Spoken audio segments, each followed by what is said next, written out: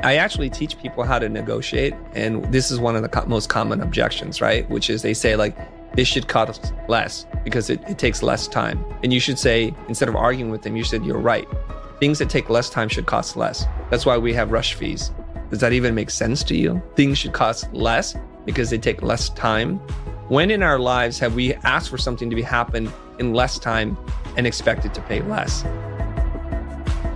Welcome to this episode of the Studio Sherpas podcast, where our number one goal is to help you grow your video business.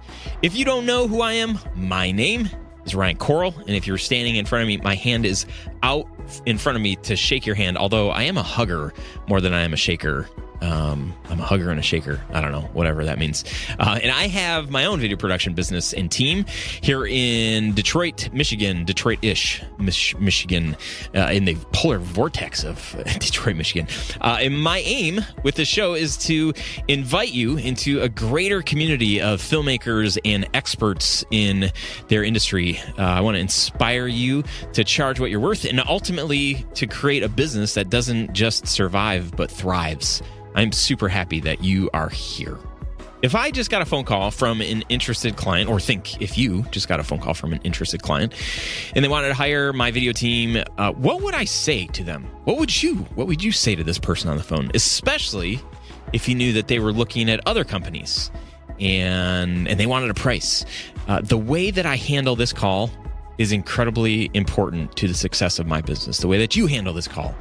And this is part of what I talked about with our guest today.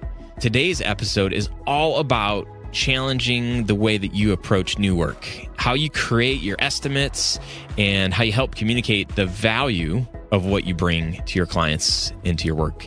This is seriously powerful stuff, and I'm so happy that you are here. Chris Do, our guest today, is an Emmy award-winning designer, CEO and chief strategist of Blind, and the founder of The Futur. Not like the future, but the name of the company is The Futur, an online education platform that teaches the business of design to creatives. Mr. Do has given talks and conducted workshops on negotiations, pricing and budgeting, leadership mindset, branding, graphic and motion design, social media marketing, entrepreneurship, business management, and client relations. The dude is incredibly talented and so good here. What you're going to walk away with from today are a few different things for like new inquiries on the phone or via email or whatever, but you're going to learn how to close someone on the phone. You're going to get 3 questions that you should always be asking on the phone with prospective clients. And you're also going to learn how to scare away a client, only to have them come back ready to pay you more than your competition. It sounds interesting, and it is, but what Chris presents to us is, I think, awesome here. A few other things that you're going to walk away with. The most valuable mistake that Chris Do, our guest, has ever made in his career, and how we can learn from this too. And we talk about an incredible opportunity that all video producers have before them that most aren't taking advantage of. And lastly, why hourly billing is crazy and value-based pricing could be the biggest asset for your business. If you're anything like me, you're going to walk away from this interview fired up. Seriously. The stuff Chris shares on this episode is gold. Like, I should be charging you for it. I'm joking. Well, half joking. Or maybe he should be charging me for it. Seriously, totally challenged my thinking on how we at Tell Studios create estimates and charge clients. You're going to walk away with some great ideas. But the big question, I think we'll all agree that this is a super awesome approach, but do we have the guts to do it? Take a listen and answer that question for yourself. Here we go. Let's roll that tape. Digital tape, of course. Hey, what's up, guys? Welcome to another episode of the Studio Sherpas podcast. My name is Ryan Coral, and I'm your host. And today with me, I have Chris Do. Chris is an Emmy award-winning designer. He's the CEO and chief strategist of Blind and the founder of The Futur, which is an online education platform that teaches the business of design to creatives. Chris Do, I am so excited and so happy that you're here with us today. Thanks for having me, Ryan. So if you, well, I'm sure this didn't make the cut, but before every interview, I always ask the people I'm interviewing, for a phonetic pronunciation of their name just to make sure. And, when we do videos, I always do this as well. And I'm assuming, and so I say to Chris, like, well, I think I got this one. It's Chris Do, right? He's like, no, it's Doe. And I'm like, Doe. So anyway, getting off to a great start here. So Chris, here's a funny story that just happened. We had, I'm always asking our audience, like, hey, who should we reach out to get on the show? And it was probably a couple of months ago, somebody said, oh, you got to get Chris Do. And then somebody else said you. And I'm like, who is this guy? I didn't do any research. Tina reached out initially, and come to find out, as I'm kind of prepping and thinking about the interview yesterday, I read your bio again, and I was like, wait a minute.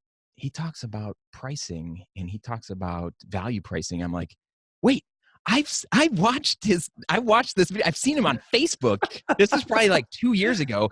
And you're this like, 5 minute, 6 minute long video where the guy's asking about, it was, I think, a logo design. Yeah. I'm like, oh my gosh, dude, this is that guy. So then I got super nervous just because I'm like, man, like, I was like, shoot, this is going to be a good conversation. So no pressure. But I saw that video and I was like, dude, this is it right here.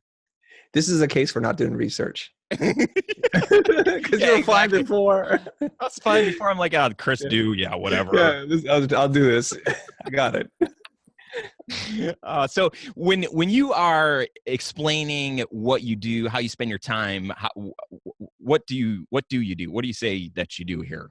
Yeah. Okay. So that conversation used to be difficult. Now it's even more difficult to explain to other people. Right. So I've been in the motion design business for 23 years, started my company in 1995. That's the blind part of the intro.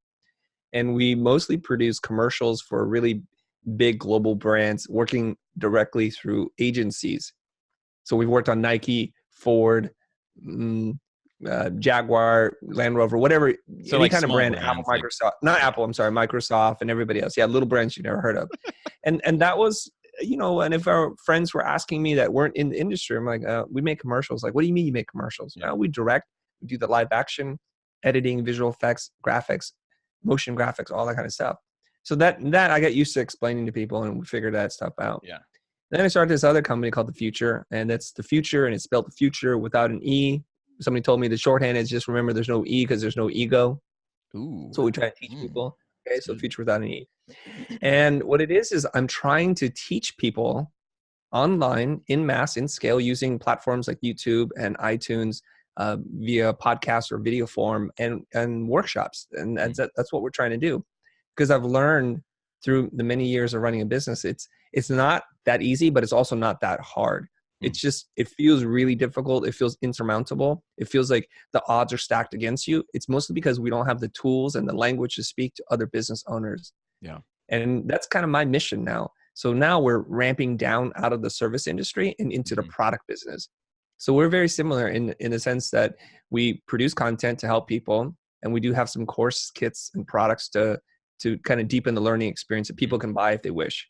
And who do you help? We help creatives of all types. But mostly, I think the people who come to the channel are traditionally graphic designers, web design, UI, UX, motion graphics people. That's our hardcore audience. So 23 years, was there even motion design 23 years ago? Right. That's a good question. See, it wasn't a term. It wasn't even a term. I had to that's what we call it, what we do. Yeah. Interesting. And I have to say it was glorious because when you're early in, I think there were about 10 or 12 companies that were doing the kind of work that we were doing at that time. And that meant I'm one of 12 people that they would consider. Yeah. And it was fantastic. And the person who preceded all this, the godfather of motion design, is a guy by the name of Flavio Campa Visions. And some of your older audience members are like, ooh, that's a name from the past. And I say that not necessarily he's a pioneer of motion design, but for desktop. He was using Premiere to animate and do things that previously would require you to go into an expensive suite, pay $1,000 an hour and work with a Henry artist. That's pretty cool. I love that. So you did that work for a long time. You're doing a lot more teaching, which I love that. I mean, that's really what my heart is behind Studio Sherpas too. It's like, if I can equip people to run better businesses so that they can do the thing that they were meant to do, that they were created to do, that's way better than us just making videos here, Yeah, 100%. So tell me a little bit about, I would just love to know, like what is inside of you that you're just like, what's the burn, the passion? Like, why do you do this work today? Mhm. Well, I've been teaching at Art Center, the school I went to, for 15 plus years. Oh, wow. And I love teaching. I really love teaching with a passion. And the creation story goes like this.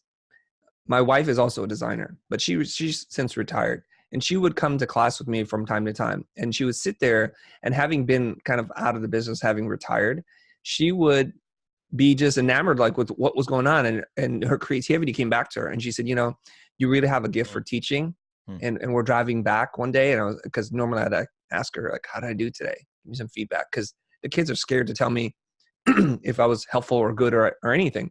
And she's like, you did great today, but. And I'm like, oh shoot, there's always a but. Can't you just leave it like you were great? Period. Just leave it at that. You're my like wife. Full stop, right? But then she put in the but, and she go, but I just don't think you're realizing your full potential. And I was like, wow. What do you mean? She said, well, you teach 6, 7, 8 students at a time.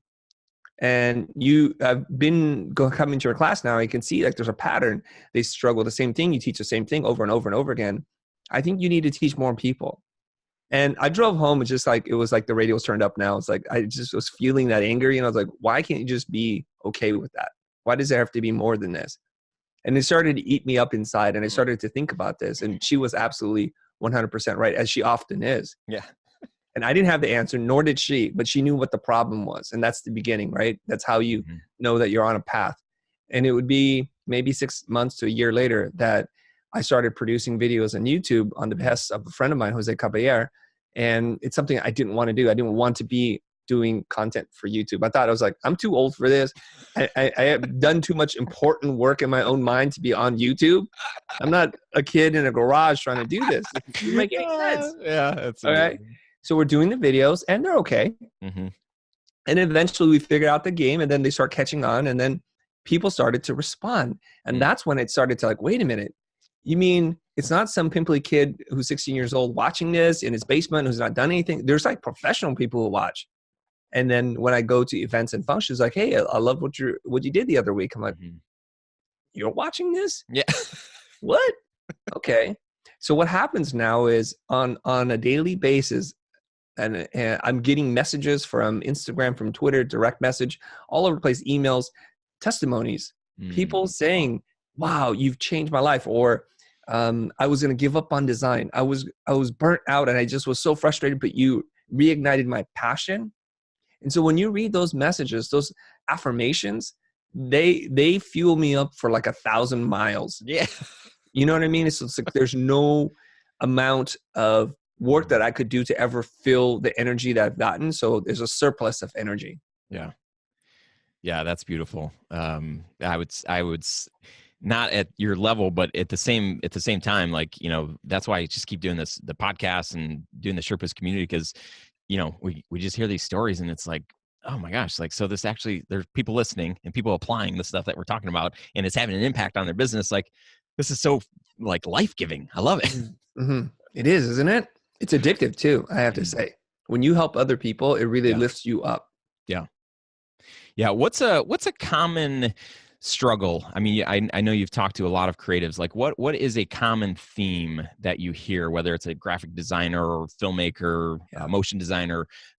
Where do people get stuck in? That's my question.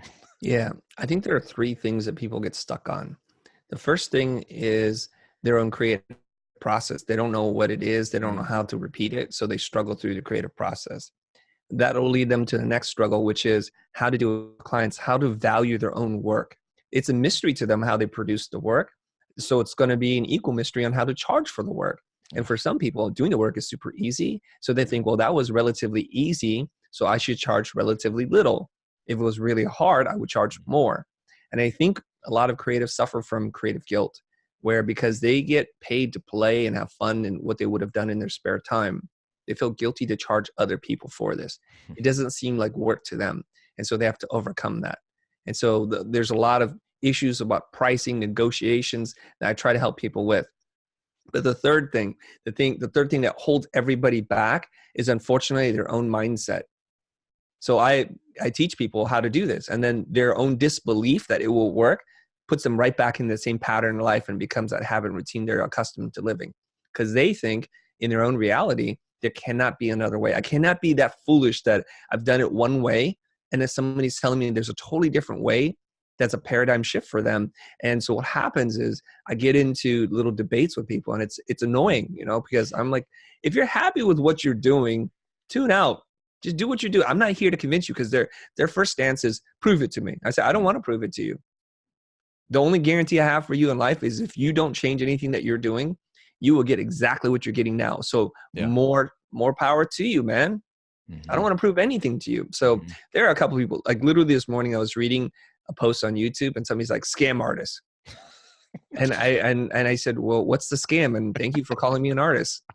What am I scamming? I don't even understand this. So there's that mindset. So I would say anecdotally, there's about 10% of the people who watch one of those videos that we produce and are like, this is stupid. It's insane. This will never work. What a cheat. Charge a fair rate. And you're taking advantage of people. I'm like, am I really? Okay, if you say so. More power to you, man. Talk a little bit about, I don't want to, I would love to replay the whole YouTube video, the one that I saw, but where, you've got so many video producers out there that would say, and this is where I was a long time ago. So I am in the same space of like, somebody calls and we're like, they're like, how much does the video cost? And I'm just, well, like, what do you need? And just kind of stumbling through that. Share kind of about that process and how we have devalued what our worth is. Yes. So since I come from the video production world, I can speak to this quite intimately. I'm familiar with the details. And we've gone through this transformation ourselves within our own business before I even started making videos. And it's a hard thing for people to do. Yeah. Most producers who are familiar with producing video generally bid on time and materials. That's typically how we approach things, like what cameras I'm going to use, how many days of editing, what's the crew size look like, based on some parameters or scope that they define with the client potentially. We have 2 principals talking on camera, 14 extras, we're on location. So they're just looking all that stuff up. And that's a well-established practice within the video production world, right? In a way that if the clients were savvy, they could look at your bid sheet and they could run through like everything seems legitimate, normal, and they can compare apples to apples. The only thing that might be different is you have a director's fee or something like that. That's at least how we used to bid. And what we're doing is we're saying we're selling time and materials. So it's an hourly based bidding technique. And we're going to give an estimate. So if anything changes, if they want a crane or a different set of lights, that's going to be an extra. That's an overage. So that's how it works. And what we're doing is selling time. All of that is really based on our own, whatever it is that we use. And we're not talking about, well, what does this video mean to the client? So this is the big shift. So instead of looking at what it takes us to make something, we're going to look at what is it that the client's trying to do? What are they trying to achieve? And we're going to talk to them about what that is versus what it took us to make. And there's a lot of books and videos out there on the internet, some of them by us, that say like why hourly billing is crazy. It is crazy. And here's the metaphor or the analogy is when we're grading people who take a test, what do we score the test on? Do we score it on percentage of time worked on or percentage of correct answers? So most clients do not care how long it took you to make something. They don't care if you use the Red camera, the Alexa, or a DSLR. They don't care. They do care that it communicates the message and that video then does its job. And it could be to announce a product. It could be to capture a special moment, or it could be to help them increase conversions or fund a campaign for Kickstarter or something like that. That's what they care about. So we all go in there like, we're going to use this lens and that camera, and they're like, I don't care. And it's going to take us 14 days. I don't care. What I do care is that I have the results when I want them in the way that you described. So now we're going to shift the conversation away from what it takes us to make into like, well, why do you need to do this video? Well, I need to do it because we're launching a new product. There's a new shoe and we need to sell it. It's like, okay, well, why aren't you working with a person or people you worked with last time? Well, they dropped the ball. It didn't get us results and the production quality was not good enough and they missed the mark on the messaging and the brand. Well, fantastic. Why do you need to do this now? Well, we need to do it now because we're behind the 8 ball now and we are going to launch in 4 days or 2 weeks or whatever it is. And then why would you want to hire somebody as expensive as me to do this? Because I'm going to be more than the other person. Well, we love your work. We love what you did. And I love the rapport, and your reputation is sterling. Well, fantastic. So if this launch goes well, what does that mean to you in terms of revenue or missed revenue? Oh, this is like $10 million product launch. Well, fantastic. So does 10% of that seem like a fair amount to spend on this video? Oh, so you're saying this video will cost $1 million? Well, we don't have to be that high, but it's going to be, you want to have a big effort for a big result, right? So then now we're going to have the entire conversation around what it is that they want, how they see value. This works in the opposite way too, in that if there's a small mom and pop shop and they don't think the video is going to do anything, of course, the value in their mind is going to be really, really low. Now, the goal is for you to charge whatever it is that's valuable to them slightly below that. So if they think that the video is worth $1 million and you charge $900,000 to do it, you're fine. So we're trying to get to that amount and not exceed it. And that's the game that we play. I call it a game, but I'm not like a mental tricking game, but that's just the rules of engagement. And so that's a radical shift. Now, let me relate it to kind of more practical terms for people who are listening to this. Like in the real world, we used to submit a 4 or 5 page AICE bid form, Association of Independent Commercial Editors, and we would modify that for production and post-production. And we would line item every single thing: production, editing, art direction, meals, expenses, everything that we can think of, we put in there. And inevitably what would happen was the clients didn't care what we put in there. If it wasn't right, we'd have to eat it and fix it. So then I told my producer, I don't want you to break down the line items anymore. I want you to spend more time describing the scope of the assignment and just give them one number. There's no way for them to figure out and unpack any of that. And he's like, well, what if they ask me, how did you come up with this number? Because that's the number it's going to cost to hire us to do that. And then what if they say, well, we want to see the numbers, like how you break it down? Then your argument back to them would be, if I show you the hours and the days that we're going to put into this, if we go over, are you willing to pay us more? Oh, no, we don't want to do that. So basically you want a fixed rate, but you want to see how we derive a rate to drive us down to have a lower amount. Well, we're not going to do that. You should hire somebody else. And you know what? We got into arguments, and they were like passively aggressively resisting doing this. And I insisted, you must do this. Your job depends on you doing it this way. And then they would do it. And all this imagined pushback that they thought they were going to get never even came up. That's the mental resistance I was talking about. Their belief that this cannot be, because this is the way it's always done by everyone for always. I'm like, well, that's fantastic. We don't want to be like everyone. We do things differently. And you have to have the confidence to walk in there like, that's the number.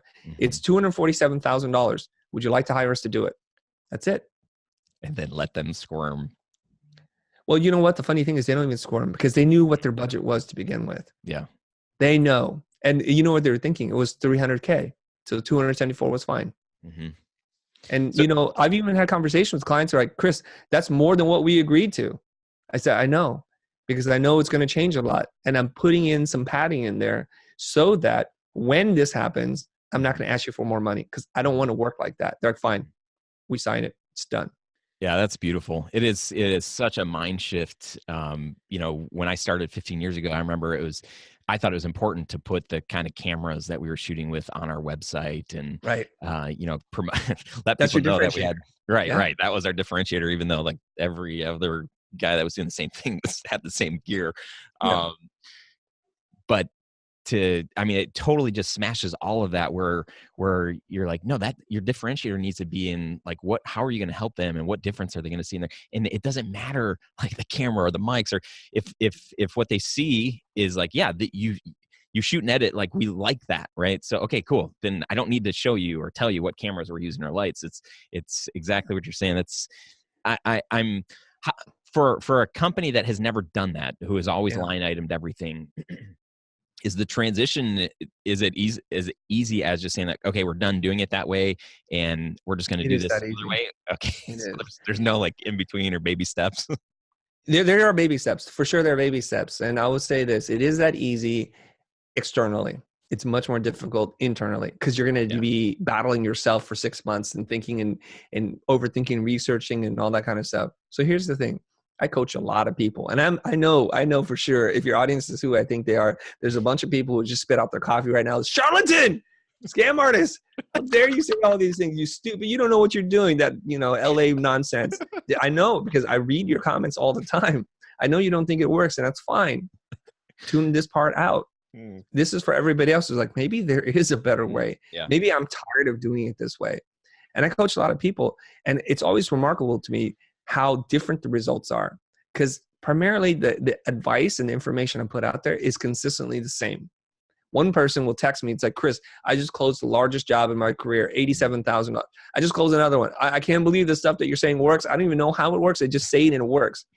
And there's the other person. It's like, well, explain to me one more time. What's the proof that you have? And what if this happens? And I spend the same amount of time talking to people. So yeah, I know it's not different. The only difference is the person who's willing to do it. Right?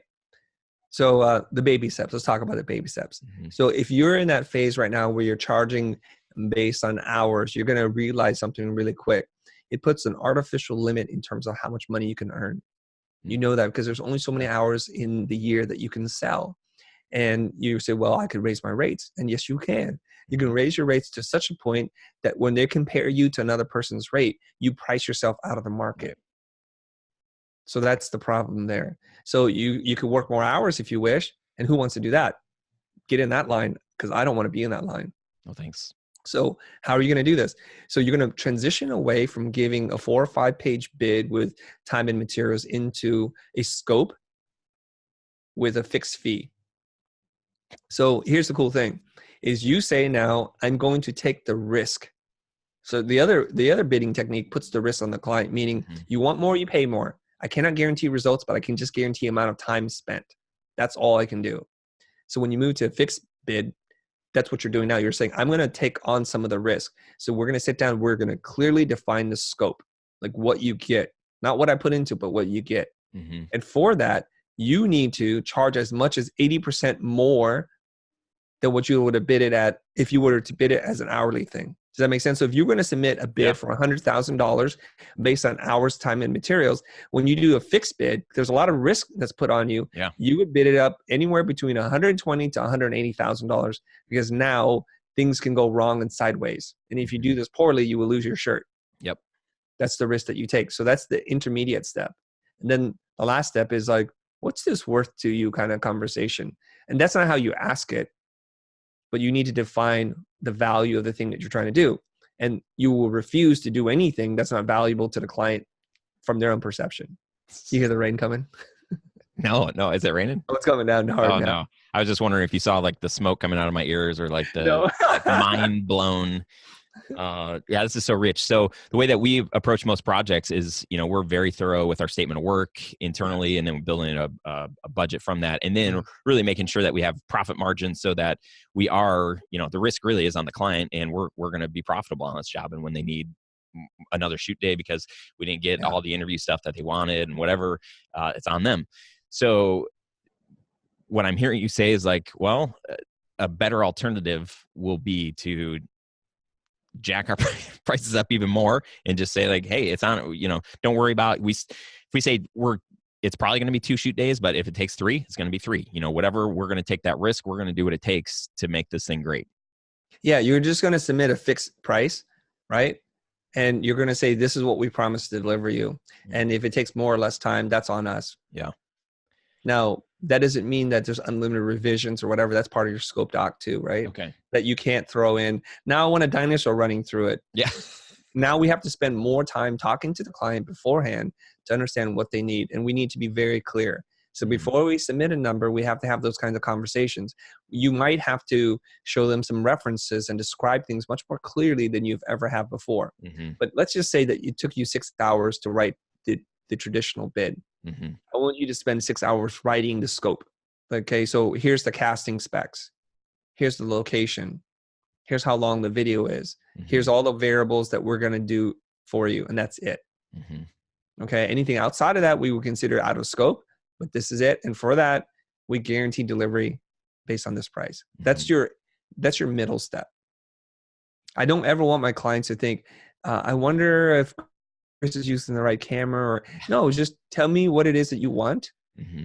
And we will confirm that this is what we talked about, and then we'll go make that. And sometimes you have to eat it, and that's totally okay. But if you charge $170,000 instead of $100,000, at least you have some room there. Yeah. And if it doesn't go sideways, you have another $70,000 in your pocket. Right. And I don't want to describe this jacking up your rates, because the rates are exactly the same. All you're doing is you're assuming the risk. Mm-hmm. So it's going to force you to focus more on what the clients want and Yeah. not what you want to put into the bid. And this used to be the thing. I know this because I've been in the production business for a really long time. Some of my producers are like, oh, you want to use this lens or this camera? And I'm like, no, it's not necessary. But that's how they can get the number higher. Mm-hmm. See, so it's incentivized for all the wrong reasons. Yeah. And hourly based bidding or billing really says, I should try to make this last as long as possible. Right. But the opposite is true. Yeah. If you can get the project done and deliver it perfect in 2 days versus 2 weeks, that should be more valuable to the client. Mm-hmm. So the incentive to work faster, more efficiently, it's not there if you're doing it by the hour. Mm-hmm. Whereas if you do a flat bid or value-based pricing, if you discover a new technique, some new software, a new control unit, I don't know what it is, a new drone that's going to give you a lot better shots, you'll make that investment knowing that even though it cuts 5 hours out of work out of your bills, it doesn't matter because you're bidding on a fixed thing. Mm-hmm. I hope I've made the case for it. Yeah, I mean, it's amazing. And we were talking about this earlier, just about how, actually I was explaining to my wife last night when I made this epiphany of like, oh my, it's Chris Do. This is who I'm interviewing. We're just talking about like, for a client to be like, well, what do you mean that's only going to take you 2 days? Well, I shouldn't have to pay as much if it's only going to take 2 days instead of 2 weeks. And it's just that whole idea of like, no, you're not thinking right. You're right. You should say, no, you're right. You shouldn't pay me this amount. You should pay me double the amount because it's taking less time. Yeah, right. And here's the easy argument. Here's a counter, because I'm pretty sure some of your audience hears those kinds of things. Like, how could this be so much for 2 days worth of work? Mm-hmm. Like, no, you're right. You could hire a young intern and it'll take you 4 weeks. You pay that kid. Mm-hmm. So do you value your time? You want to get the product out of the market more? Like, I'm not charging you a rush fee here. Right. I mean, people just don't understand that. Yeah. So I actually teach people how to negotiate. And this is one of the most common objections, right? Which is they say like, this should cost less because it takes less time. Mm-hmm. And you should say, instead of arguing with them, you said, you're right. Things that take less time should cost less. That's why we have rush fees. Does that even make sense to you? Things should cost less because they take less time. Mm. When in our lives have we asked for something to happen in less time and expected to pay less? Yeah. We just have them double down on their logic. Yeah, that's really good. They cannot answer that. No. They're like, you got me. I would love for you to talk a little bit about closing a prospective client on a call. Yeah. Okay. Give me the scenario. So, well, most of the phone calls we get are prospective clients that are like, trying to, they've called maybe 2 other video studios and they call us and I'll just speak for, I think for our audience that doesn't really have a solid sales process. So I think what we used to do is say like, all right, tell me about the project and, what do you want? What are your goals? What's your budget? These kinds of things. And our goal today is to really figure out, are they a good fit? Are we a good fit? And help them make that decision on that phone call to maybe get a meeting with the stakeholders. But is there a way to expedite, kind of help get a no as fast as possible, or anything that you've done where it's like through that initial call, that initial chat, prospective client has the confidence or at least the knowledge to say like, this is somebody that we need to work with or not. Yeah. Okay. I'm going to teach you some mental jujitsu right now. Oh, okay? I like it. Here we go. You're right. You should try to expedite the no as fast as possible. Believe it or not, the more you try to convince the client not to hire you, the faster they want to hire you. So that's going to be the first rule here. Okay.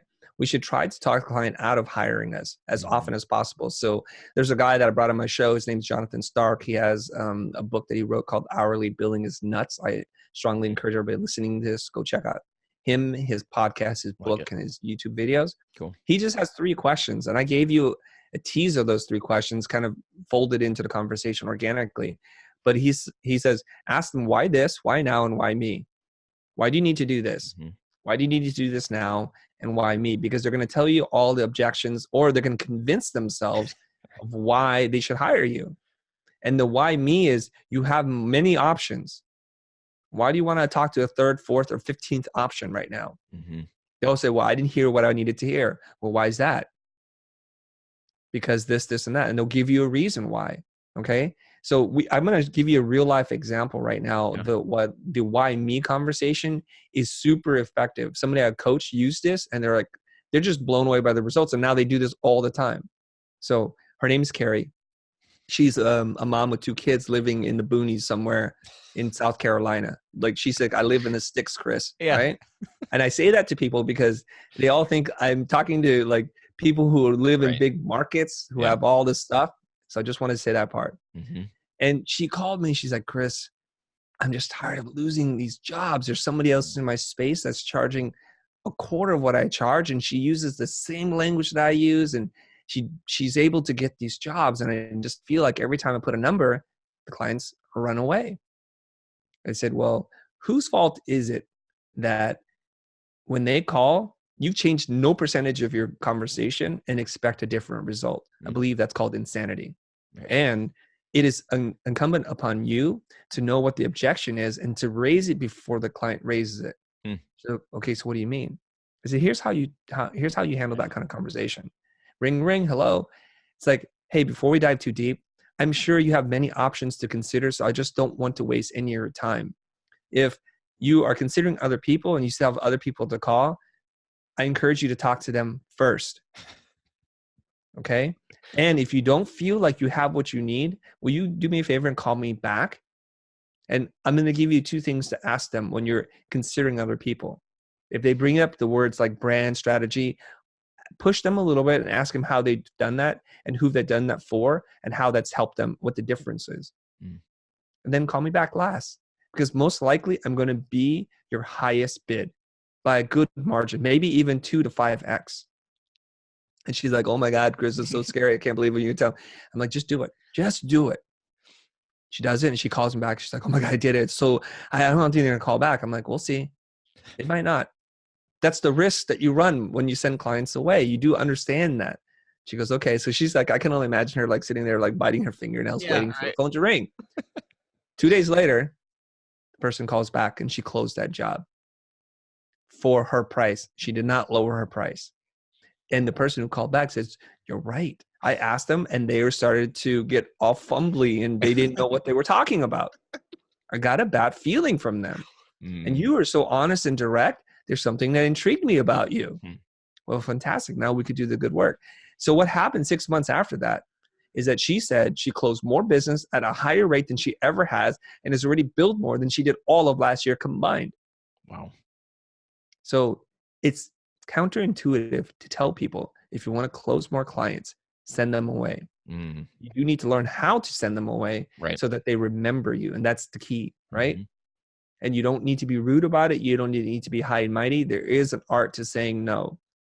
So the shorthand is why this, why now, why me? And then there's more nuanced ways to kind of embellish on that so that you get the right results. So that's it.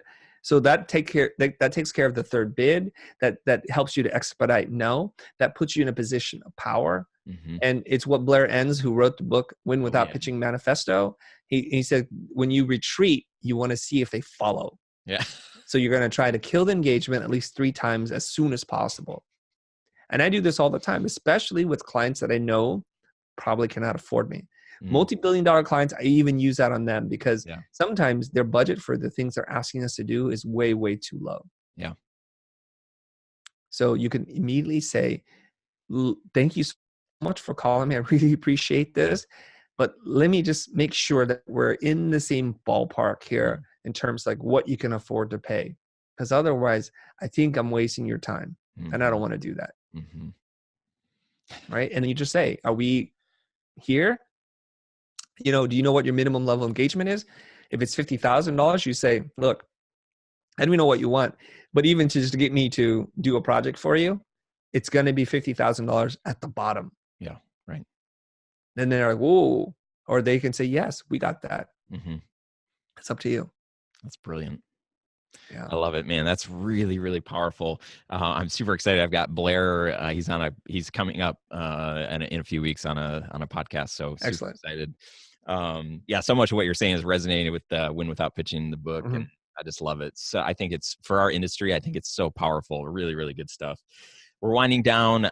Two kind of lightning round questions here. Okay. Josh Edwards submitted a question via Instagram for us to ask you. He said, "What's the most valuable mistake that you've made in your career?" The most valuable mistake I've made in my career. I don't know. That one's catching me off guard here. I mean, I've done bad deals before. Okay, maybe the most valuable mistake that I seem to still struggle and make consistently is that I partner up with people. I've learned over time that I'm not a good partner. I don't take direction well. I want to do things my way, and that's where when I start to compromise, I start to lose that fire, that spark, the thing that gets me up in the morning. And sadly, I mean, I've had 2 partners in my life or 3 partners, and it's not worked out. I should learn by now that I don't want or need a partner. It doesn't work for me. So you've kind of learned that. You're I have to learning keep it. reminding myself, yes. And you know, there's that desire, like when you see somebody who you think is the exact complement of you, you're like, oh, I don't want to do this alone. Yeah. Whoever it is, you know, partner in life, business partner, whatever. It's like you do that thing that I don't do, and I see you as the person that I can never become. But that's a signal to your brain to say, like, you stop delegating the things that you need to learn to somebody else. So if somebody is good at sales and you see that you're not good at sales, that's a signal like, I need to be good at sales. Yeah. Because I feel less complete. I don't feel whole. Yeah. Yeah, that's really good. And then lastly, what opportunities do you see that video producers, filmmakers have before them that they might not recognize, and how can they take hold of it? What do they have that they don't recognize? Well, they don't have it. So what opportunity is maybe in front of a lot of filmmakers, storytellers, people that have an opportunity to influence culture, you know, with the stuff that we're creating? Where might we be missing it? Okay, I think you might be missing it in, here's the biggest thing I can think of. Right now, you're a service provider. You sell your time and your materials. That's how we make a living. And we're looking for a client always. And it's the perpetual pursuit of a client.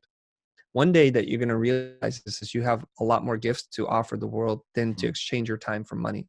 And people like you, Ryan, and other people out there who want to step in front of the camera and record and produce content to teach the world using your gifts, you're going to realize something that's not only more fulfilling, but it can actually be more fulfilling for your bank account. Yeah. So we built a whole business now around content creation and production. And there's a couple of people on YouTube, and if you were to learn their story and how much money they're making just being their own client, it would shock you. We're talking about 7 figures here. And here's the story, because I don't want to reveal information about people who don't want me to talk about it. Sure. But I know many professional people who own editorial companies, okay? Like they edit big commercials and big things. And we're talking, and they're just talking about their next client. And he said, you know, here's an interesting thing.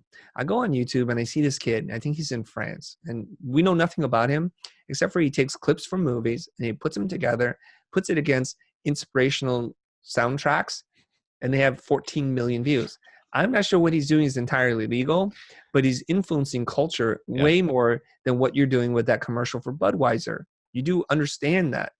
And eventually this kid who barely probably knows how to edit and tell stories is slaying it. He's becoming his own media company. And here you are, you're chasing and you're asking the master for their crumbs on the table. When you are fully empowered. Like, can you imagine how much more, you have more talent in your pinky than this kid probably does. Really. I mean, you're a studied person. You understand all these things, right? You're a professional. You know the trade and the craft. You know composers. You know filmmakers. You are a filmmaker. This is a kid in a basement in France, and he's got 5 million subscribers to his channel. Why are we chasing the masters when these platforms exist that erode all the gatekeepers away. You are fully empowered to reach out, to build an audience, to form a community, and create value for them. And in return, create value for yourself. That's the opportunity you guys are missing. Yeah. Yeah, that's brilliant. I love that, man. That's really, really good. We've got ideas of things that we're going to do in the future and directly related to that idea. So thank you for that. This has been awesome. I know you've got a podcast, you've got a YouTube channel. Give us the deets on where people can find that stuff. Yes, we are everywhere in all platforms. So easiest way to find us is The Future is Here. And that's the YouTube name that you're going to need to look for. And also just look for The Future on podcasts, Spotify, wherever it is you get your podcast from. We're on every platform that I think that we're aware of. And you can find us also on Facebook and on Twitter at The Future is Here. If you want to talk to me more directly, I'm at the Chris Do, D-O. Awesome. Chris, this is so good. I'm like furiously taking notes. I'm like, oh, this is so good. Thank you so much. Thanks for sharing your gift, and just excited about what you guys got going on. It's really good. I feel like it's freeing a lot of people and allowing people to be in their lane and to do it for a long time. So thanks for doing that, and just really appreciate you. Thank you so much. Mm-hmm. I wasn't joking. Was that amazing, or what? You can get all the show notes from this episode at studiosherpas.com/110. And please make sure to check out Chris's podcast. It's The Future, and also their YouTube channel. The Future is Here. In the moment you've all been waiting for, what review of the show am I going to read today? Well, this one is from JWH_A lowercase TX. And the subject is Best Business Podcast for Creatives, 5 stars. And this person says, I've been a follower of Studio Sherpas and have taken their course as well. I recently started listening to the podcast, and it's absolutely changed the way I look at my production company, goals, and work-life balance. That's what I'm talking about. Thank you, JWH_A lowercase TX. If you would like to leave a review, there's a good chance that I'll read it, at least at some point. You can do that at studiosherpas.com/iTunes. Now, the course that JWH, we'll just call him JWH, is talking about, we launched in 2016, was built around sales for video pros. So it's been a while. Well, newsflash, we just opened up enrollment for a few days to our all-new course called Video Business Academy, and I couldn't be more excited about it. You can get all the information about the course at studiosherpas.com/tribe. We are building a new kind of community, and I want you to consider becoming a founding member of this all-new course designed to help you grow your video business. With this course, I've set out to cover the different aspects of running a video business that changed everything for me. Exactly what I did to scale my business to 7 figures and work with clients that I want without working crazy hours like when I first launched my business for the first bunch of years. I don't want to just teach you what to do, but I want to show you how to do it. That means with each module inside of the course, there's not just the coaching, accountability, and community support, but you're also going to get step-by-step instructions for anyone who struggles with creating and implementing repeatable systems inside of your business. You can get more info at studiosherpas.com/tribe. And if you missed the deadline to sign up, don't worry, we're going to be opening the course again later on this year.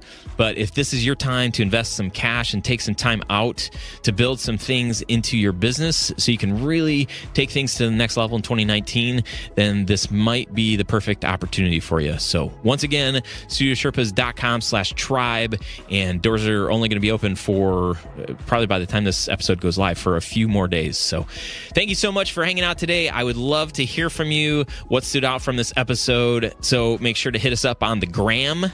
I think that's the first time I ever said that. Hit us up on the gram. You can also find us at youtube.com/studiosherpas, iTunes, or just shoot us one of those old things called an email. hey@studiosherpas.com. Okay, my friends, it's time to climb on. Peace out.